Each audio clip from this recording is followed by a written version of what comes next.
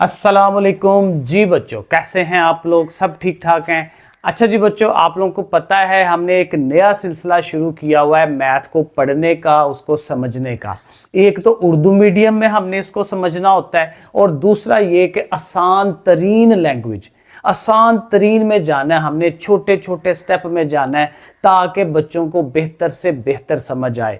Board के ऊपर करेंगे, एक एक स्टेप करेंगे, चाहे वीडियो थोड़ी सी लंबी हो जाए, ज़ाहिर है इस तरह थोड़ी सी वीडियो लंबी होगी लेकिन हमें समझ आएगी। और दूसरा ये जो 1.3 एक्सरसाइज है ना, इसको हमें सवाल बाय सवाल नहीं लेके जाऊंगा, क्योंकि ये जो एक्सरसाइज है ये बनी ही इस तरह से है कि इसमें टॉपिक वाइज हमें जाना चाहिए। तो बहरहाल उस तरह से करेंगे तो इसको आपने ज़रूर लाजमी पूरा तफसील से देखना है और अपने फ्रेंड्स को भी बताना है, ज़ाहिर है शेयर भी आप लोगों ने कर लेना है। अब देखें, पहला सवाल नहीं मैं शुरू करा रहा क्योंकि यहाँ से करना ज़्यादा अहम है। ये सवाल आप करेंगे मिसाल ये वाली, तो फिर आपको एक्सरसाइज के जो सवाल हैं वो भी उस तरह से समझ आएगी, क्योंकि इसमें टॉपिक हैं, 3-4 मुख्तलिफ टॉपिक हैं। तो एक टॉपिक को लहदा से करें, दूसरे को लहदा से करें, और ये एक्सरसाइज पेपर के लिए इंपॉर्टेंट है काफ़ी, तो आपने ये ध्यान रखना है। अब देखें ये जो मिसाल नंबर 9 है, अब देखिए क्या लिखा हुआ है, दो हकीकी अदाद का मजमुआ 8 और फर्क 2 है। अब दो हकीकी अदाद, दो रियल नंबर, हमने पढ़े थे हकीकी अदाद रियल नंबर वही होते हैं जो हमारे इर्द गिर्द मौजूद हैं। गिनती हमारी आम 1 2 3 4 5, ठीक है ना। अब चूंकि हमें उनका नहीं पता, वो जो रियल नंबर्स हैं हकीकी अदाद, तो हम फर्ज कर लेते हैं कि वो नंबर x और y हैं। आमतौर पे जब भी फर्ज करते हैं एक्स वाई फर्ज करते हैं, तो यहाँ पे हम थोड़ा सा लिखेंगे, हम लिखेंगे जी फर्ज किया, ठीक है। उर्दू में हम ऐसे लिखते हैं, इंग्लिश में हम क्या लिखेंगे, सपोज, ठीक है, सपोज आप उस तरह से लिख लें। अब फर्ज क्या किया कि जी पहला अदद, ठीक है, आपने ऐसे लिखना है, पहला अदद जो है वो x है, और साथ ही आपने लिखना है कि दूसरा जो अदद है वो y है। First number x, second number y, ऐसे आप इसको लिख लें। अब सवाल क्या हमें बता रहा है, ये छोटा सवाल है 2 नंबर वाला, कहते हैं जी उनका मजमुआ, उनका सम वो कितना है, वो 8 है। तो आपने क्या करना है, सम ज़ाहिर है 8 कैसे होगा कि दोनों को हम ऐड करेंगे तो उसका आंसर 8 बनेगा। ये एक इक्वेशन बन जाती है। और साथ ही उसने बताया कि उनका फ़र्क को हम डिफरेंस कहते हैं, माइनस करना कहते हैं। एक में से दूसरी रकम को निकालते हैं तो फिर एक में से दूसरी निकालनी है, x माइनस वाई, वो किसके बराबर है, 2 के बराबर। आपने इसी के नीचे लिख लेना साथ ही, क्योंकि ज़ाहिर है बहुत ज़्यादा स्टेप नहीं बनाने होते, कम्पैक्ट साइज जो है वो हो। अब ये देखिए 2 इक्वेशनें बन गई हैं, तो यहाँ से x और y बड़े आराम से फाइंड होगा। देखें कैसे, हम क्या करेंगे, इसके नीचे एक लाइन लगा देते हैं ऐसे। अब लाइन लगाने के बाद देखें ये y प्लस का है, ये y माइनस का है, दोनों चीज़ें अपोजिट हैं, तो अपोजिट चीज़ें आपस में कट जाती हैं। अब ये कट गई, अब ये भी x है, ये भी x है, लेकिन ये दोनों प्लस के हैं, जमा के हैं, क्योंकि जहाँ कोई अलामत ना लगी हो वो जमा की होती है, प्लस की होती है। और साथ ये कि इनके साथ 1 1 लिखा होता है, क्योंकि x अकेला क्या है, ये 1x है, ये भी 1x है, तो 1 और 1 मिलके क्या हो जाएंगे, 2 हो जाएंगे, 2x कह दें। उस साइड पे चलें तो 8 और 2 ये भी जमा हो जाएंगे, ये 10 हो जाएंगे, ठीक हो गया। अब आपने क्या करना है, इस x को अकेला करना है, क्योंकि x का आंसर निकालना है। तो ये 2 इधर मल्टीप्लाई है, ज़रब में है, क्योंकि जब 2 और x के दरमियान में कुछ नहीं है ना, तो वो ज़रब है, मल्टीप्लाई है। तो ये ज़रब या मल्टीप्लाई जब होता है तो उधर जाता है तो वो डिवाइड होता है, तकसीम होता है, तो वो तकसीम करेगा। तकसीम का मतलब क्या होता है कि उसके आपने बटे में लिखना है, नीचे लिखना है। और 2 का टेबल पढ़ें, पहाड़ा पढ़ें, तो x की वैल्यू आपको 5 मिल जाएगी। एक नंबर आपको पता चल गया। अब ये 5 जो है इन दोनों इक्वेशनों में से किसी एक में लगा लें। अब यहाँ पे कर लेते हैं इस तरफ। अब ये देखें पहले वाली इक्वेशन आप पहले एक दफ़ा लिख लें कि x प्लस वाई 8 था, अब x की रकम आ गई है 5, आपने x की जगह 5 लिख देना है। अब यहाँ से y बड़े आराम से फाइंड होगा, 5 को उधर ले जाएं। अब 5 इधर जमा है, ये जमा नहीं देखना, 5 के पीछे अलामत जमा की है, प्लस की है, क्योंकि मैंने अभी बताया कि वो अलामत नहीं लगी हुई तो वो प्लस की होती है। उधर जाएगा 5 8 के पास, तो उसने माइनस का हो जाना है। और 8 में से 5 निकालेंगे तो आंसर आ जाएगा 3। तो मतलब क्या हुआ कि हमारे वो जो दो अदद हैं वो नंबर्स जो हैं वो 3 और 5 है। तो आप इसको नीचे करके ऐसे करके लिख दें कि ये हमारा आंसर है। अब देखें एग्जाम्पल हमने कर ली है, मिसाल कर ली है। अब उससे बिल्कुल मिलता हुआ सवाल है सवाल नंबर 4 एक्सरसाइज 1.3 का।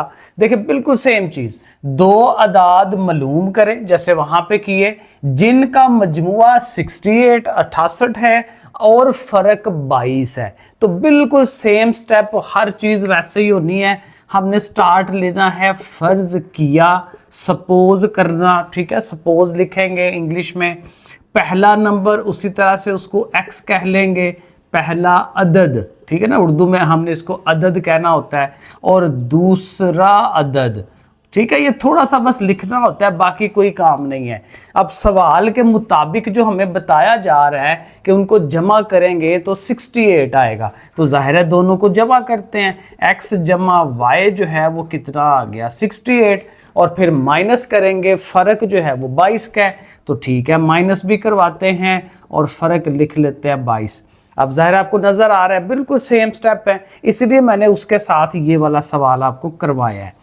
लाइन लगाएंगे, फिर ये दोनों कैंसिल हो जाएंगे क्योंकि वो जमा का है वो माइनस का है। एक और एक मिल के ये 2 हो जाएंगे, 2x हो गया, और इनको जमा करवाएं, 8 और 2 10 हो जाता है, 6 और 2 8 और 1 9, 90 आ गया। अब अगेन 2 ने जाके तकसीम करवाना है, x बराबर 90/2 और 2 पे आप डिवाइड करें तो ये बन जाता है 45। x की रकम आ गई 45, एक नंबर 45 आ गया। अब इन दोनों इक्वेशनों में से किसी एक इक्वेशन को आप लिखें, फर्स्ट वाली को लिख लेते हैं और वहां पे x की वैल्यू हम लगाएंगे। x की वैल्यू 45 आई है तो x के नीचे, क्योंकि उसी के नीचे आना है ना जो उसकी वैल्यू है, और वो 45 हमने लिख ली और इसको हम हल करेंगे। 45 प्लस क्या है, उस साइड पे जाएगा माइनस होगा, 68 माइनस 45। अब इसको माइनस करवा लें, 15 इसमें और डालें तो 60 होते हैं, 15 और 8 ऊपर वाले 23, तो ये 23 नंबर आ जाता है। तो दो नंबर क्या हुए, एक 23 हो गया, एक 45 हो गया। तो देखें ऐसे करके ये भी हमारा आंसर बन गया। अब 2 सवाल हमने कर लिए, ठीक है, कुछ आइडिया मिल गया। अब उससे आगे जो है ना, ये इसकी तरतीब बनती है सवाल नंबर 1 की। बहुत आसान है, देखिए कहता है 3 मुसलसल सही अदाद हैं। 3 अदद हैं, 3 नंबर्स हैं और वो मुसलसल हैं, कंटिन्यूअस है, एक के बाद दूसरा है। जैसे मिसाल के तौर पे अगर एक नंबर 10 हो तो उससे अगला नंबर क्या होगा 11, उससे आगे क्या होगा 12। तो ये इनको हम मुसलसल कहते हैं। ये नहीं कि एक 10 है तो दूसरा 15 है, ठीक है, इस तरह से नहीं है, साथ साथ जुड़े हुए हैं, ठीक है, इस तरह से। अब वो 3 अदद जाहिर है हमें नहीं पता, तो यहां पे भी हमने स्टार्ट वैसे ही लेना है कि फर्ज किया, सपोज किया। अब जाहिर है क्या फर्ज किया कि जो पहला अदद है वो क्या होगा, लास्ट टाइम भी हम क्या लिख रहे हैं बार बार, x लिख रहे हैं, तो पहला अदद हमारा x होगा। अब यहां थोड़ा सा सोचना है कि दूसरा अदद जो है उस हिसाब से क्या होना चाहिए, दूसरा नंबर क्या होना चाहिए, मुसलसल है, एक के बाद दूसरा है तो एक का इजाफा होता है। मसलन 10 के बाद 11 आता है तो 10 में 1 जमा करें तो 11 आता है ना, 11 में 1 जमा करें तो 12 आता है, तो एक एक का इजाफा होता है। तो अगर एक नंबर x है तो उससे आगे वाला x जमा 1 होगा।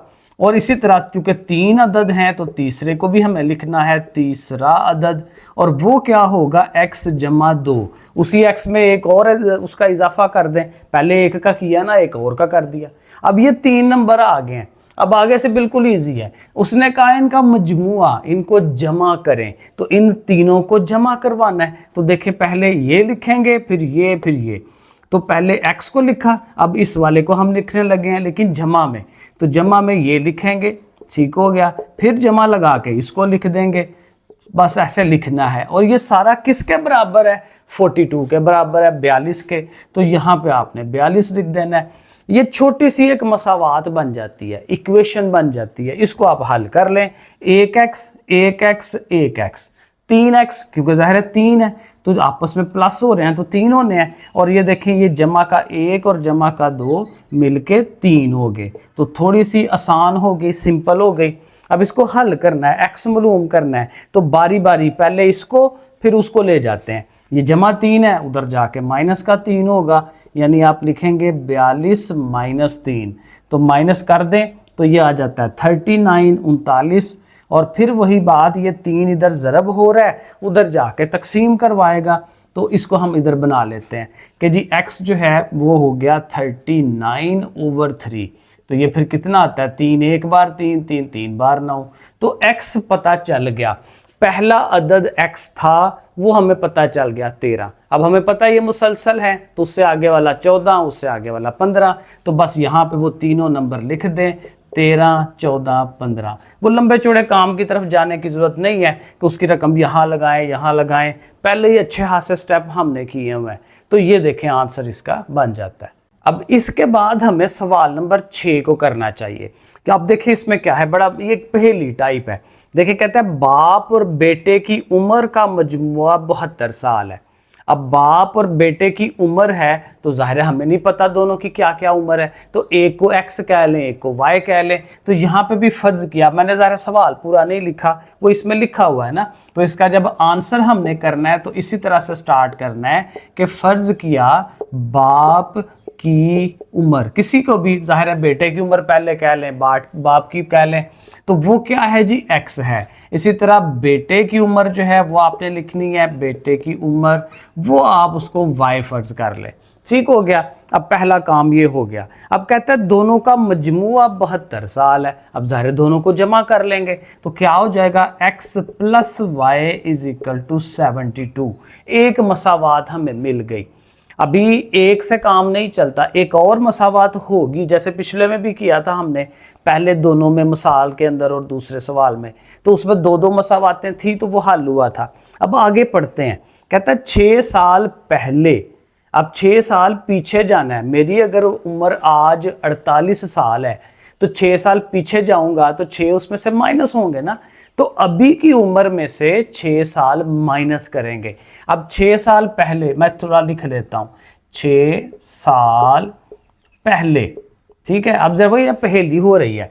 अब 6 साल पहले, अभी की उम्रें ये हैं तो 6 साल पहले इनमें से 6 माइनस करेंगे तो फिर इस x में से भी 6 माइनस होगा और y में से भी 6 माइनस होगा, ठीक है ना, क्योंकि 6 साल पीछे जा रहे हैं, टाइम ट्रेवल कर रहे हैं। अच्छा हुआ क्या है उस टाइम, 6 साल पहले बाप की उम्र, अब बाप की उम्र कौन सी है, ये वाली, बाप की उम्र बेटे से दुगना थी। बाप ज़ाहिर है बड़ा ही होता है, तो ये डबल थी। अब ये डबल थी यानी कि ये डबल था, ठीक है ना, तो ये डबल है। अब हमने अगर दोनों को बराबर रखना है, एक 40 हो एक 20 हो, डबल हुआ ना एक, तो जो 20 वाला है उसको डबल करेंगे तो बराबर होंगे दोनों। तो ये बड़ा है ये छोटा है, तो छोटे वाले को अगर आप 2 से ज़रब दे दें तो फिर वो दोनों आपस में बराबर हो जाते हैं। देखें बीच में बराबर का निशान। अब ये एक मसावात है, अब इसको हल करने की तरफ जाते हैं। अब देखें x माइनस 6, ये 2 से ज़रब हो रहा है, 2 से ज़रब करा दें, 2y, 2 6 बार 12, ठीक हो गया। अब यहाँ से ये वाली जो इक्वेशन थी ना, यहाँ से कोई एक रकम निकाल लें, यहाँ एक स्टेप और होना चाहिए था, ये मैं मिटा देता हूँ। यहाँ पे ये कर लें, y को उधर ले जाएं, x बराबर 72 माइनस y, क्योंकि जमा का y है ना, उधर जाके माइनस होगा। अब x की ये वैल्यू आ गई, इसको उठाएं, इस x की जगह पे पुट करा दें। तो यहाँ देखें इसकी जगह हम लगाते हैं इसको 72 माइनस y, इसकी जगह ये आ गया, आगे साथ माइनस 6 है, आगे ये सारी जो भी कुछ है इसको हम लिख लेते हैं। अब इस सारे में सिर्फ y है, x नहीं है। अब इसको y के लिए हम हल कर सकते हैं। मिसाल के तौर पर देखें ये 2y है ना जमा का, ये माइनस y को उधर ले जाएं तो 2y माइनस y उधर जाएगा तो जमा का हो जाएगा। इधर 72 में से 6 निकाल दें तो ये कितना बनता है, 66 66, और ये वाला माइनस 12 इधर आएगा तो जमा का 12 हो जाएगा। अब ज़रा ये देखें क्या बन गया, 2y और 1y 3y, इसको आप इस साइड में भी लिख सकते हैं, और ये दोनों जमा करें तो ये 70 76 और 78 78 बन जाता है। अब उसी तरह से 3 उतले जे डिवाइड करवा दें, तो 78 को 3 पे डिवाइड करें, 3 2 बार 6 और एक हासिल गया 18, 3 6 बार 18। तो ये देखें y की वैल्यू 26। अब y कौन था? y था बेटे की उम्र। अब बेटे की उम्र का पता चल गया। अब इसको यूज कर लें यहाँ पे, तो यहाँ से हमें x मिल जाएगा बाप की उम्र। अब वो क्या था? x बराबर 72 माइनस y। अब y की वैल्यू वहाँ लगाएं, 72 माइनस 26, तो ये देख लें कितना बनता है। 26 में 4 और डालें तो 30 हो जाता है, और 42 और ये 4 ये वाला 46। ये आप देखिएगा कैलकुलेटर में करें, मैं चूंकि जुबानी कर रहा हूँ ना, तो ये जमा नफी आप जरा ध्यान से करें। तो मेरे हिसाब से देखिए अब आंसर क्या आया। बाप की उम्र इस वक्त 46 साल है और बेटे की 26 है। और देखें जब जमा करवाएं दोनों को, तो ये मेरा ख्याल है 72 ही बनता है, जो कि उसने कहा था। देखें तो बिल्कुल सही हमारा आंसर आया है। अच्छा जी, अब एक पोर्शन हमारा मुकम्मल हो गया कि उसमें गिनती थी, आदाद थे, जो भी उसका तरीक़ेकार था, उसके सारे सवाल हमने इकट्ठे हल कर लिए।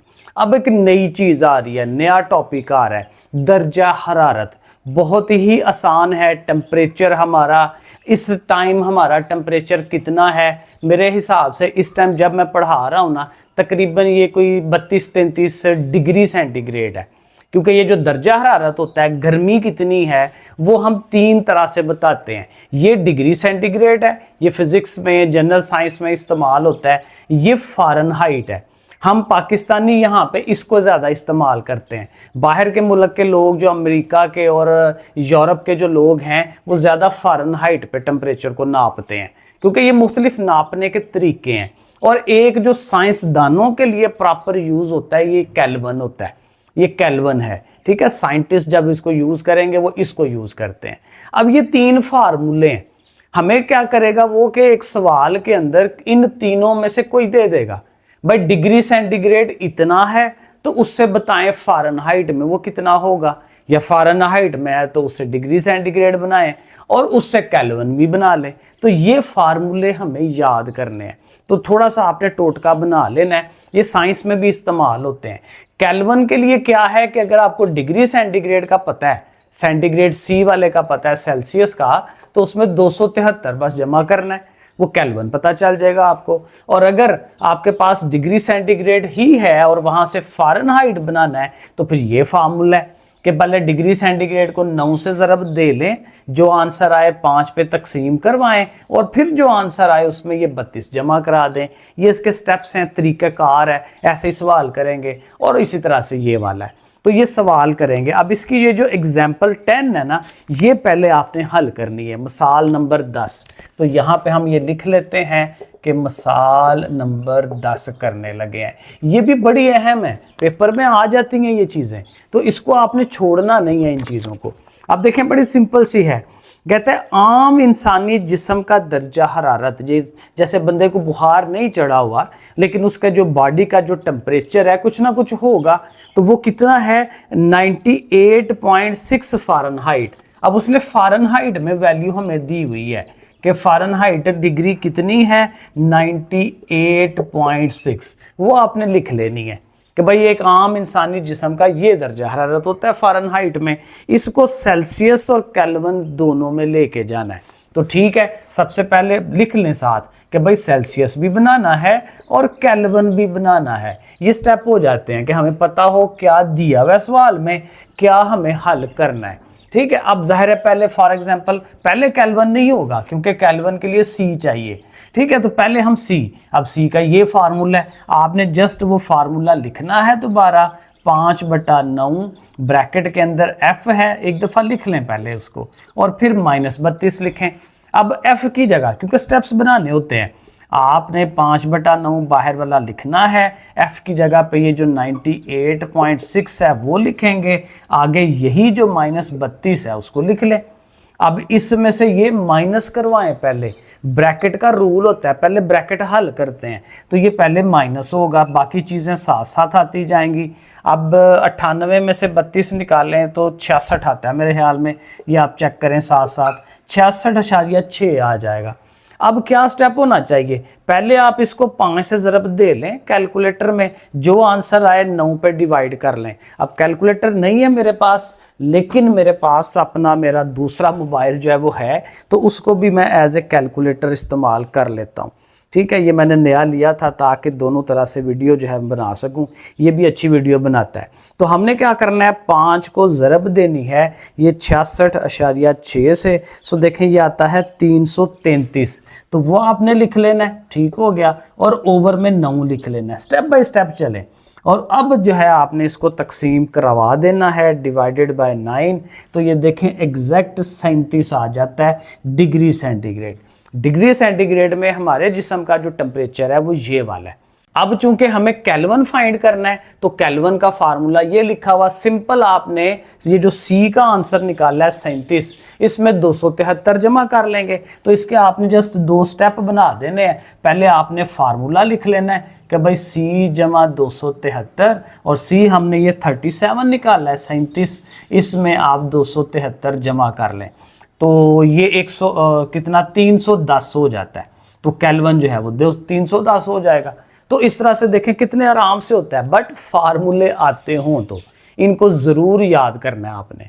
अब एक्सरसाइज के अंदर इसी का जो सवाल बनता है ना, वो है क्वेश्चन नंबर 5। तो क्वेश्चन नंबर 5 जो है आपने इसके बाद इसके साथ ही करना है सवाल नंबर 5, ये आप लिख लेंगे। ठीक है, अब जाहिर है अगेन पूरी रकम नहीं लिखूंगा, पढ़ के सुना देता हूँ ना, सिंपल सा काम होता है, कोई खास चीज़ नहीं है। अब देख कहता है 2024 के मौसम गर्मा के दौरान लाहौर में वगैरह वगैरह, कहता है जी लाहौर में टेम्परेचर बहुत ज़्यादा था, और टीवी वाले बताते हैं कि कितना टेम्परेचर था 48 डिग्री सेंटीग्रेड। अब यहाँ से पता चल जाएगा कि डिग्री सेंटीग्रेड कितना है, 48। ये मेन काम है सवाल के अंदर, बाकी वो लंबा चौड़ा उसने लिखा हुआ है। तो कहता है फार्मूला, सवाल के अंदर ही फार्मूला भी लिख दिया उसने, बहरहाल हमें याद करने हैं। तो कहता है उसको यूज़ करते हुए फ़ारेनहाइट बनाएं। तो सिंपल काम ये है कि हमें फ़ारेनहाइट मालूम करना है। फ़ारेनहाइट का ये फार्मूला है। तो स्टेप्स क्या बताते हैं कि आप पहले फ़ारेनहाइट का फार्मूला पूरा लिख लें पहले, ठीक है ना, क्योंकि स्टेप्स के भी नंबर होते हैं, ऐसे डायरेक्ट सीधा सीधा हल नहीं कर देना होता। तो आपने क्या करना है, 9/5 लिखना है। अब सी की जगह 48, तो ब्रैकेट लगा लें, क्योंकि उसके साथ अटैच है ना, जुड़ा हुआ है, तो इसलिए ब्रैकेट लगा लें। जुड़ी हुई चीज़ ज़रब होती है, ब्रैकेट होती है। अब आपने क्या करना है, कैलकुलेटर पकड़ना है, 48 को 9 से ज़रब देनी है, पहले ऊपर ऊपर मल्टीप्लाई किया करें, जो आंसर आए फिर 5 पे डिवाइड, और ये जमा एंड पे होता है। ये असल में बोर्ड मैथ्स रूल था, तो बोर्ड मैथ्स रूल छोटी क्लासों में हमने पढ़ा हुआ है कि पहले ज़रब तकसीम होती है, बाद में जमा और मनफी। मनफी सबसे एंड पे होता है, ठीक है, जमा उससे पहले होता है। बहरहाल ज़रबें तकसीम में पहले, बाद में जमा।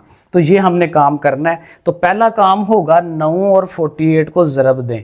9 × 48 ये आ जाता है 432, वो आपने लिख लेना है, और ओवर में 5 पहले से है, और ये वाला 32 इधर। अब आपने तकसीम करवाना है, तो जो ये रकम आई डिवाइड किया 5 से, तो 86.4, 86.4, और अब आपने आखिरी स्टेप में इसमें 32 को जमा कर लेना है। तो ये कितना हो गया जी, 118.4।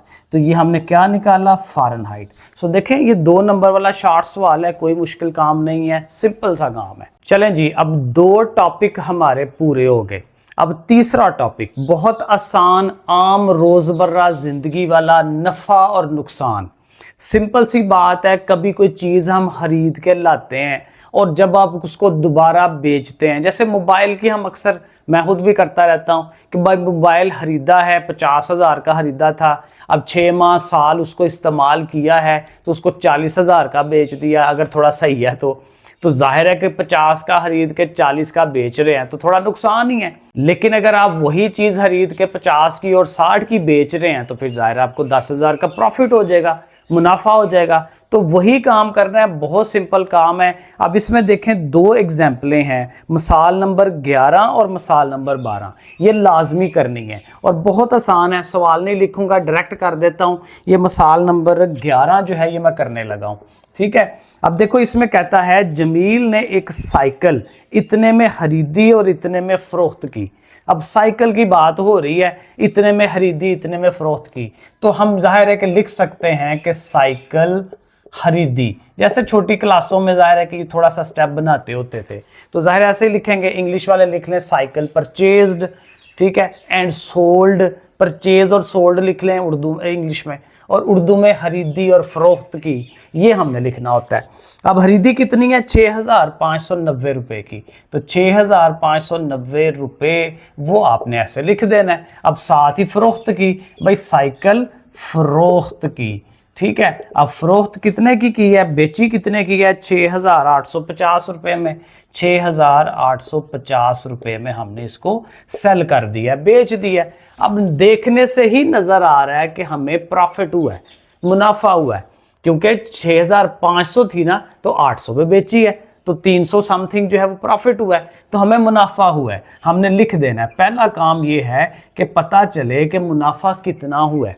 उसके लिए सिंपल काम होता है, बड़ी में से छोटी माइनस करा दें। जो जिधर मर्जी वो पड़ी हो, बड़ी इधर पड़ी हुई है, इधर पड़ी हुई है, कोई मसला नहीं है। आपने सिर्फ बड़ी में से छोटी को माइनस कराना है, वो नफा नुकसान खुद ही हमें पता चल जाता है। तो आप ये एक स्टेप बना लें कि 6,850 में से आप 6,590 रुपए को माइनस करने लगे हैं। अब माइनस करें। अब मैं इधर से ही देख लेता हूं कि माइनस होके कितना आया था। ये 260 रुपए आता है, ठीक है। अब जाहिर है कैलकुलेटर आपने साथ रखना है, मुझे फिर वो दूसरा मोबाइल पकड़ना पड़ेगा। अब ये आधा सवाल हो जाता है कि भाई आपने नफ़ा या नुकसान पता चला लिया कि कितना है। अब मोस्ट इंपॉर्टेंट काम इससे अगला स्टेप है, वो कहता है इसकी परसेंटेज बनाएं, फीसद बनाएं। वो कैसे होता है? बहुत सिंपल काम है। यही जो आपका मुनाफा आया है वो फीसद में कितना है, ये उसकी अलामत होती है परसेंटेज की, ये साथ लगा लें। अब देखें, जिस चीज की परसेंटेज बनानी होती है उसको आपने ऊपर रखना है, और जितने हमारे पैसे लगे हैं, क्योंकि ये हर दफा हर सवाल में यही होता है कि आप कितने की चीज खरीद के लाए थे, वो आपने नीचे बटे में लगाना है। 6,590 को ओवर में रखें, और जब भी कभी भी किसी भी सवाल में जब परसेंटेज बनाते हैं तो 100 से ज़रब मस्ट होता है, लाजमी होता है। तो ये इसका एक फार्मूला टाइप बन जाता है कि जिसका फीसद बनानी है वो ऊपर, और जाहिर है कि जितनी रकम लगी है हमारी, वो जो खरीदा है वो नीचे हमेशा आएगा, और ज़रब 100 जो है वो होना होता है। अब ये जाहिर है कैलकुलेटर का काम है। पहला काम यही किया करें, पहले ऊपर वाली दोनों को मल्टीप्लाई कर लिया करें, फिर नीचे वाली से तकसीम करें। ये मैं साथ पकड़ लेता हूँ दूसरा मोबाइल, ताकि ये काम साथ साथ होता जाए। तो ये मेरा कैलकुलेटर आ गया। ओके, अब इसमें देखें, ये है जी 260 को आपने 100 से, वैसे 100 से ज़रब तो सीधी सीधी हो जाती है कि ये दोनों ज़ीरो इसके साथ लगा लें, यानी ये 26,000 हो जाएगा, और नीचे 6,590। अब ये डिवाइड करने वाला जो कैलकुलेटर पे होता है, तो डिवाइड आप करेंगे 6,590 में, तो ये देखें आंसर आता है 3.94। तो ये तकरीबन 4% होता है। तो बुक में भी उसने यही लिखा हुआ है कि ये तकरीबन 4% आंसर बनता है। सो देखें, स्टेप कोई खास मुश्किल नहीं है। खरीदा, बेचा, दोनों को माइनस किया, मुनाफा मिल गया, उस मुनाफे की फीसद बनाएं, मुनाफे वाली रकम ऊपर, जितने पैसे लगाए थे वो नीचे, ज़रब 100, पहले ऊपर वालों को ज़रब दी, फिर नीचे वाले से तकसीम कर दिया, और वो आंसर बन गया। इसी के साथ मिसाल नंबर 12 है। अब यहाँ पे है उमैर। उमैर ने क्या किया जी? एक किताब खरीदी है। तो अगेन उसी तरह, यार ये कौन से वाली है? 12वें वाली है, इसको लिख लेते हैं। तो किताब खरीदी, ठीक है। वैसे ही हमने स्टेप बनाने हैं, आप जरा अच्छी लिखाई करिएगा। ये है 850, आसान है, ज़्यादा कोई लंबा चौड़ा काम नहीं है, रकम छोटी है। किताब खरीदी है 850 की, ठीक हो गया, और उसको उसने फिर बेच भी दिया है, उसने पढ़ा छड़ा कुछ नहीं है, ठीक है। ऐसे ही लिख देंगे कि किताब जो है उसने फरोख्त कर दी है। अब कितने की फरोख्त की है? 720 रुपए की। अब देखें, देखने से ही नजर आ रहा है कि उसको नुकसान हुआ है, तो अब यहाँ पे बजाय नफा लिखने के हमने उसको नुकसान लिखना है, और फिर वही बड़ी में से छोटी माइनस कराएं। सेम स्टेप, 850 माइनस 720, तो ये कितना बनता है? 50 इधर से और 80 उधर से, 130 बन जाता है, ठीक है। कैलकुलेटर में आप मनफी करवा लें। तो आधा सवाल हो गया भाई, नुकसान का पता चल गया। अब इसको परसेंटेज बनानी है, फीसद बनानी है। तो यहाँ आप लिख दें कि नुकसान जो है वो फीसद में कितना है। स्याही थोड़ी कम होती जा रही है, अभी मैं इसको रीफिल करता हूँ। तो नुकसान ये है, इसको आपने ऊपर रखना है, और नीचे फिर वही के पैसे लगे कितने थे, ये खरीदी, ठीक है, 850 वो नीचे आने हैं और मल्टीप्लाइड बाय 100 हो जाना है। अब यहाँ पे भी वही काम होगा कि ऊपर वाली दोनों जो रकमें हैं पहले आप उनको मल्टीप्लाई कर लेंगे। मल्टीप्लाई भी इजी है, 2 जीरो उसके साथ ही लगने हैं। 130 तो पहले से है ना, तो 2 जीरो साथ लगा लें और 850 पे आप उसको डिवाइड कर लें।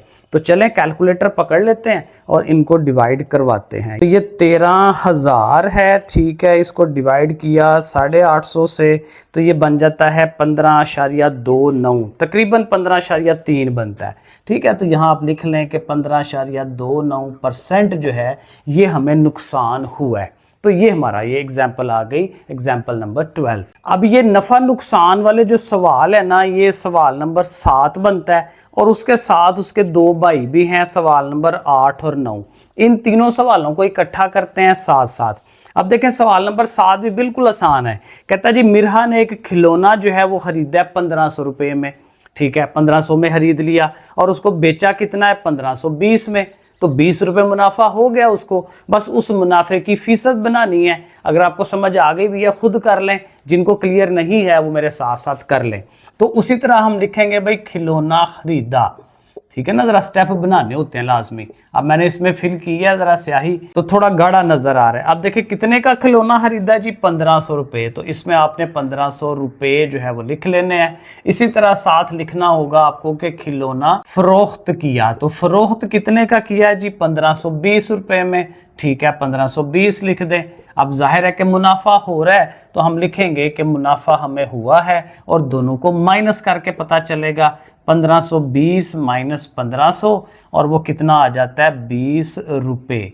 यहाँ तक वही सारे स्टेप्स हैं जो पीछे किए। अब जाहिर है इसी की हमें फीसद परसेंटेज बनानी है, तो हम लिखेंगे मुनाफा परसेंटेज फीसद, और वो कितना होगा, कैसे होगा, रूल मैंने आपको बताया। जो मुनाफा है उसको ऊपर रखें, जो पैसे लगे हमारे वो 1500 उसको हमने नीचे रखना है, और मल्टीप्लाइड बाय 100 तो आना ही आना है। अब यहाँ थोड़ा सा इजी है, 2 जीरोज ये कटवा लें, और भी कटवा सकते हैं, वरना वही रूल है, ऊपर वाले दोनों को ज़रब दे दें, जो आंसर आता है नीचे वाले से डिवाइड कर दें। ये चूँकि ज़ुबानी हो रहा है तो मैं उसको वैसे ही कर रहा हूँ। 3 5 बार 15 हो जाएगा, सॉरी 5 3 बार 15, ठीक है, और 5 4 बार, तो 4/3। अब ये आ गया 4/3, और 4 को आप 3 पे डिवाइड कराएं तो 3 1 3, ये तकरीबन 1.33% बनता है। वो आप कैलकुलेटर में आप चेक कर लें। तो ये देखें छोटा सा शॉर्ट सवाल है, बहुत इंपॉर्टेंट है, ये पेपर में आ सकता है। अब चलें आगे 8 वाले पे।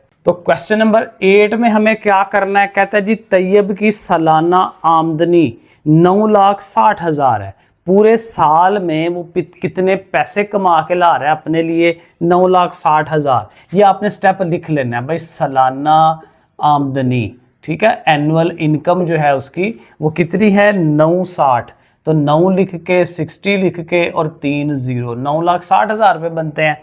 अच्छा अब कहता है जब के मुस्तस्ना रकम, मुस्तस्ना ये होती है कि गवर्नमेंट अक्सर कहती है कि भाई थोड़े से जो पैसे हैं ना ये चले इन पे टैक्स नहीं लेते, लेकिन अगर आपने इससे ज़्यादा पैसे कमाए हैं उस पे टैक्स दें। अब कितने पैसों पे टैक्स नहीं लगना वो उसने बताया हुआ 1,30,000। तो ये जो मुस्तस्ना है ये क्या इसका स्पेलिंग है मुस्तस्ना, ठीक है, ये आप देख के लिख लीजिएगा। मुस्तस्ना आमदनी जो है वो हमें लिखनी है, वो है 1,30,000 रुपये, ठीक है। इनके साथ रुपए भी लिखें, इधर भी लिखें, इसके साथ थोड़ा ज़रा अच्छा हो जाता है। अब जाहिर है इस पे नहीं है ना टैक्स, तो फिर इसको टोटल पैसों में से निकालना पड़ेगा कि भाई तुम लोग तो साइड पे हो और जो बाकी बचेंगे उस पे टैक्स देना है हमने। तो यहाँ पे हम लिखेंगे बाकी, ठीक है, जो बाकी आमदनी है वो कितनी है जिस पे टैक्स लगना है, या आप ये भी कह सकते हैं काबिले टैक्स आमदनी, ऐसे भी आप लिख सकते हैं। तो आप डायरेक्ट करवा लें, चले माइनस, वरना एक दफ़ा लिख के कर लें। यानी लिख के करने से 9 60 आपने लिखना है और साथ 1 30 को लिखना है और इनको माइनस करवाना है। अब 9 में से 1 लाख निकालें तो 8 और 60,000 में से 30 निकालें तो 30, 8,30,000। जुबानी कर रहे हैं, कैलकुलेटर में भी आप कर सकते हैं। 8,30,000 सॉरी, तो ये 830 जो है ये हमारी वो आमदनी जिस पे टैक्स लगना है। यहाँ तक क्लियर हो रहा है कि भाई साल में उसने ये कमाए, गवर्नमेंट कहती है इतने पे टैक्स आपने नहीं देना, तो फिर उसमें से इसको आप निकाल दें, तो निकाल के ये पैसे बचे कि जिन पे गवर्नमेंट कहती है भाई नहीं आपने इस पे टैक्स हमें देना है, आपने कुछ ज़्यादा ही कमा लिए हैं पैसे। अब टैक्स का वो रेट बताती है गवर्नमेंट, तो टैक्स का जो रेट है इसको हम उर्दू में कहते हैं शरह। टैक्स की जो शरह है वो उसने बताई हुई है 0.75, काफ़ी थोड़ी है क्योंकि 0.75 है, अच्छी बात है, कम पैसे जाएंगे गवर्नमेंट के पास। अब वो कितने होंगे वो देखने हैं, वो बड़ा आसान है। ये देखें परसेंटेज है ना 0.75 लिखें, ये जो परसेंटेज ख़त्म करते हैं तो इसका ओवर में 100 लगाते हैं।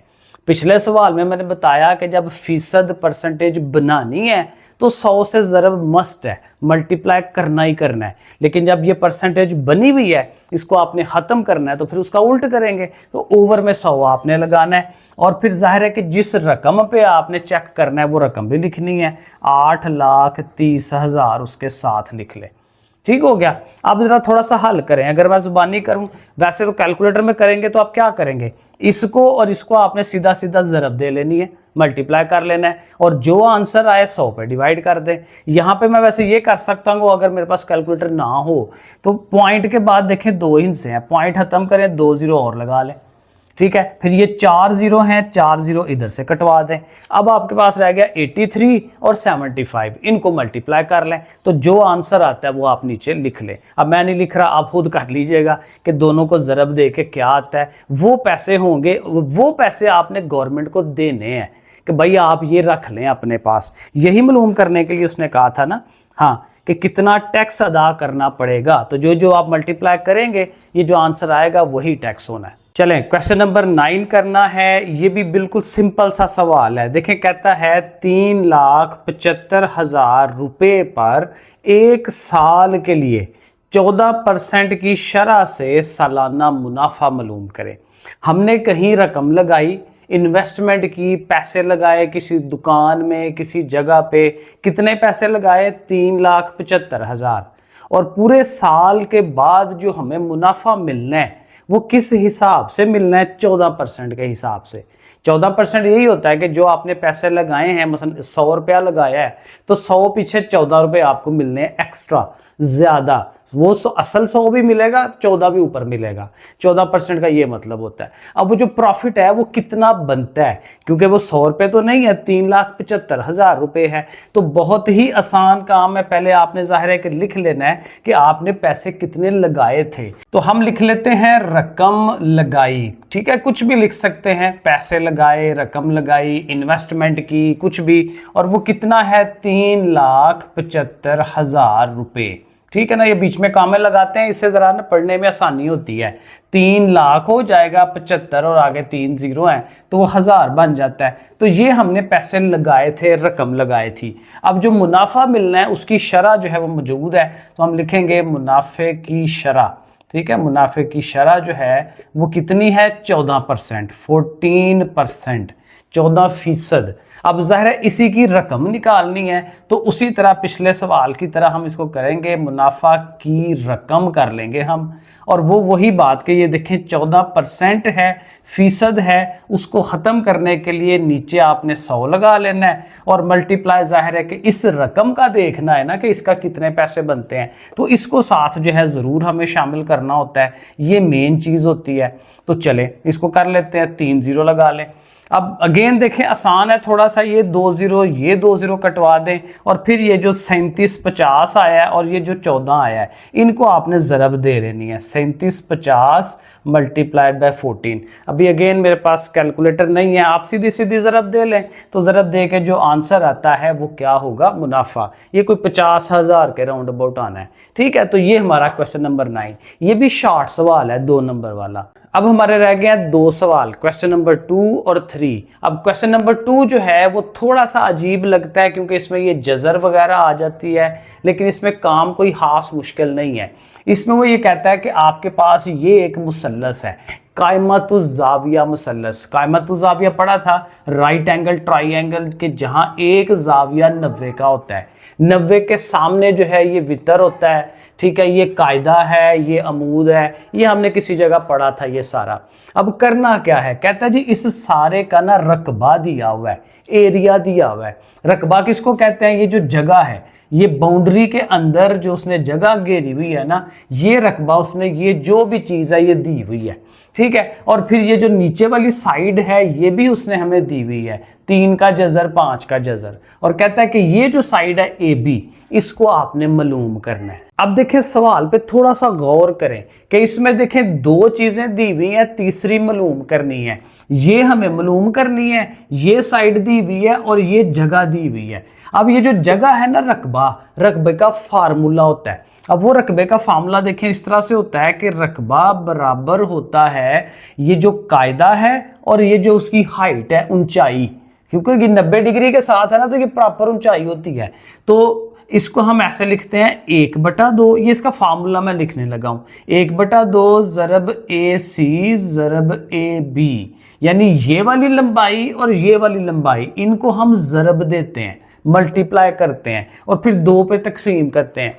जब भी किसी ट्राइंगल का, कायमतुज़्ज़ाविया मुसल्लस का रकबा लेना है, उसके लिए ये लाजमी वाला फार्मूला है, पक्का फार्मूला है, यही लगता है, ठीक है। अब इस फार्मूले में देखें, आप रकमें लगाएं, रकबा आपके पास ये वाला है, ये आपकी रकम आ जाएगी 1 + 15 का जज़र, ठीक हो गया। इस तरफ आए 1/2। अब AC जो है वो भी दिया हुआ है, ये वाली चीज, ठीक है ना, तो इसकी जगह पे आप लिखें 3 का जज़र जमा 5 का जज़र, और AB तो मालूम करना है, उसको आपने वैसे का वैसा ही रखना है। अब ये आपने क्या किया, सिर्फ रकमें लगाई हैं।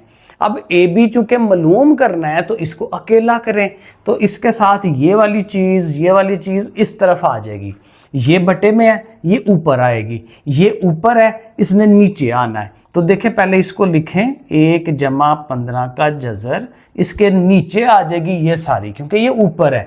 जब इस साइड पे आती है तो उल्टा काम हो जाता है, इसने नीचे आना है, 3 का जज़र और ये 5 का जज़र नीचे, और ये 2 बटे में है तो इसको ज़ाहिर है ऊपर ज़रब के साथ ऐसे लगा लें, और इक्वल टू इधर सिर्फ AB रह गया। अब देखिए सवाल की हमने शक्ल बना ली है कि AB ये आंसर है, लेकिन कहता है इस तरह से आंसर नहीं देना, इसको आपने बटे में से जज़र को ख़त्म कराना है। अब इसका जो तरीकाकार था 1/2 जो एक्सरसाइज है, उसका जो पहला सवाल था ना, उसके जो पार्ट्स हैं उसमें वो तरीका हुआ है, तो वो तरीका हमने लगाना है जिसको हम कहते थे रैशनलाइजेशन। अब वो किस तरह से होता है वो देखें जरा। ये जो नीचे वाली चीज है ना, यही एक दफा ऊपर एक दफा नीचे लिखते हैं। ये देखें 2 ज़रब 1 + 15 का जज़र बटा, अब ज़रा ये सारा एक दफा लिखना पड़ता है, ये ऐसे लिख लिया ना। अब ये नीचे वाले पे गौर रखना है, आपने नीचे वाले को ही एक दफा ऊपर लिखना है और एक दफा नीचे लिख देना है, ठीक है। ये काम हमें एक्स्ट्रा करना होता है, ये हमने उस एक्सरसाइज में भी किया 1/2 में, ठीक है। ऐसे लिख लिया, इसके हिसाब से ऊपर और नीचे। अब क्या होता है कि ऊपर वाली चीज ऊपर वाली से ज़रब होती है, नीचे वाली से ज़रब होती है। अब यहाँ जगह नहीं है, उस तरफ बना लेते हैं, ऐसे लाइन लगा लेते हैं और उस चीज को यहाँ पे करते हैं। अब देखें इसका एक स्टेप बना लेते हैं। पहले वो 2 है ना, 2 को लिखें, ब्रैकेट में हमारे पास 1 + 15 का जज़र है और उसके साथ जो इधर वाली चीज़ है इसको लिख लेते हैं, क्योंकि ये आपस में मल्टीप्लाई होनी है, ज़रब होनी है।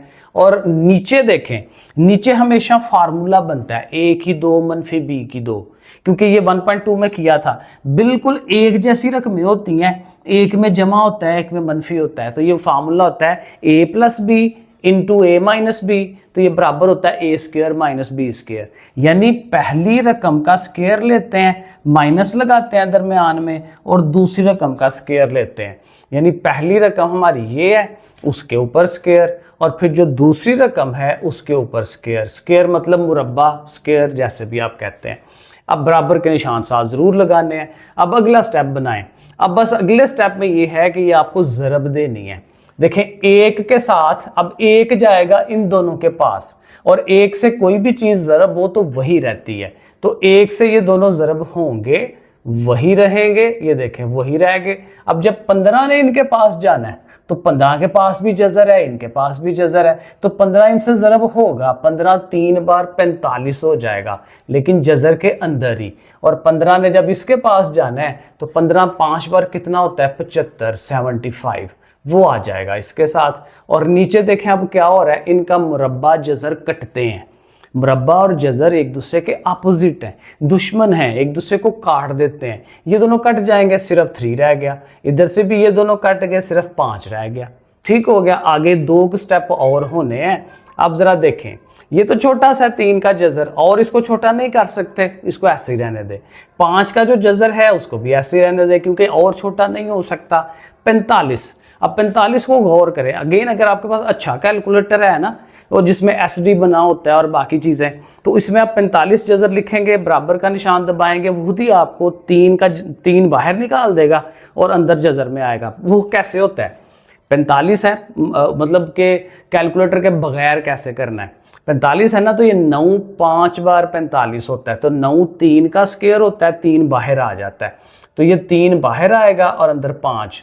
ये अगर करना चाहे तो ये मैं रफ में आपको बता देता हूँ, क्योंकि ये 9 ज़रब 5 होता है, 9 जो है वो 3 का स्क्वायर हो जाता है, और स्क्वायर अंडर रूट काट के 3 बाहर आ जाता है। वो ये चीज़ बनाई है, लेकिन कैलकुलेटर पे थोड़ा पैसे लगाएं, ठीक है। अच्छे वाला कैसियो का वो जो वाइट वाला होता है ना, वो वाला लें, जिसमें बटे वाला ऑप्शन होता है, एसडी वाला ऑप्शन होता है, वो लेना है। 75 जो है ये होता है हमारा 25 ज़रब 3, ठीक है, और 25 5 का स्क्वायर होता है, तो फिर ये यहाँ से 5 बाहर निकल आएगा, तो 5 और ये जजर 3 ऐसे, ठीक है। तो ये अगर आपके पास कैलकुलेटर मौजूद है तो ये काम खुद ही हो जाते हैं, आपको करने की ज़रूरत नहीं पड़ती।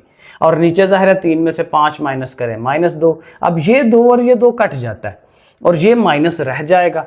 अब जो अंदर चीज़ें हैं इन पे ज़रा गौर करें, ये भी 3 का जजर है, ये भी 3 का जजर है, एक जैसी चीज़ें हैं, तो इसके साथ पीछे 1 है, इसके साथ पीछे -5, 1 - 5 कितना होता है, -5 जमा 1 -4, तो -4, और जाहिर है कि ये √3 उसके साथ आएगा।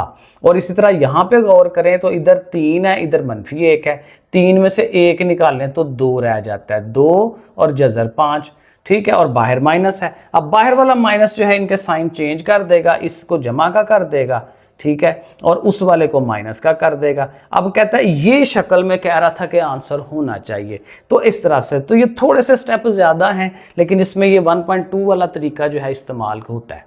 अब ये हमारा आखिरी सवाल, क्वेश्चन नंबर 3, जो हमारा इस एक्सरसाइज में से रह गया 1.3 में।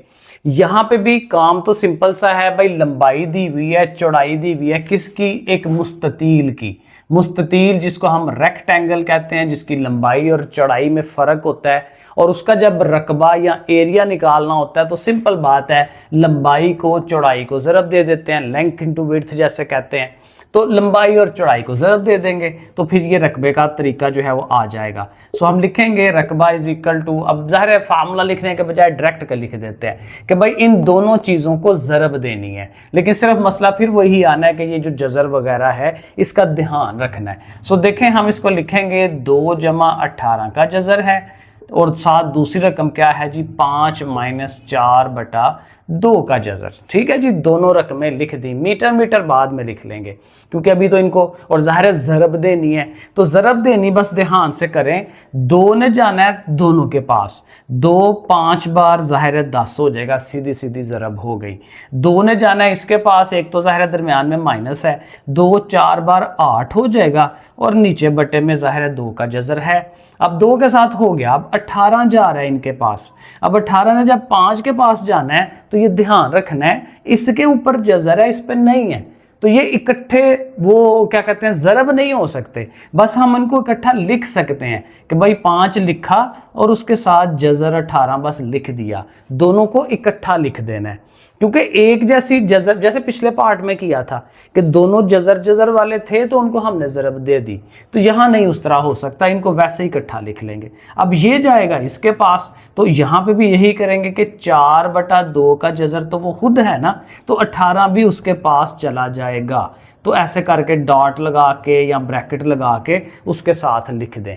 अब एक स्टेप हमारा ये होगा कि जितनी ज़रब हो सकती थी हमने की है। अब आगे चलते हैं। अब देखें उसने जो आंसर दिया हुआ ना वो कहता है कि जी जज़र बटे में नहीं होना चाहिए। तो हम यहाँ एक काम करेंगे कि ये जो 8 है ना इसको 4 ज़रब 2 कर देते हैं। ये क्यों किया मैं आपको बताता हूँ, क्योंकि नीचे वाले से उसको कटवाना है कि वो नीचे भी 2 है ऊपर भी 2 होना चाहिए। अब ये देखें इसका कुछ नहीं हो सकता। 18 हाँ एक हो सकता है। 18 जो है वो क्या होगा, 9 ज़रब 2 होता है ना, 9 2 बार 18। ये भी आप कैलकुलेटर में अच्छे वाले में करेंगे, इक्वल टू दबाएंगे तो वो 3 बाहर निकालता है, लेकिन यहाँ मैं स्टेप बना देता हूँ।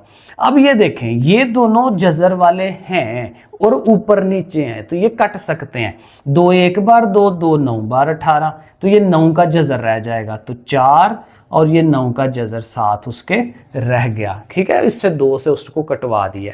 अब आगे चलते हैं। अब देखें इस 2 ने इससे कटना है। ये जो हाली 2 होता है ना, हाली 2 बुनियादी तौर पे इस तरह से होता है, क्योंकि ये जो जज़र होती है ना स्क्वायर रूट, ये आधी चीज़ होती है, ऐसे कह लें टोटका आधी।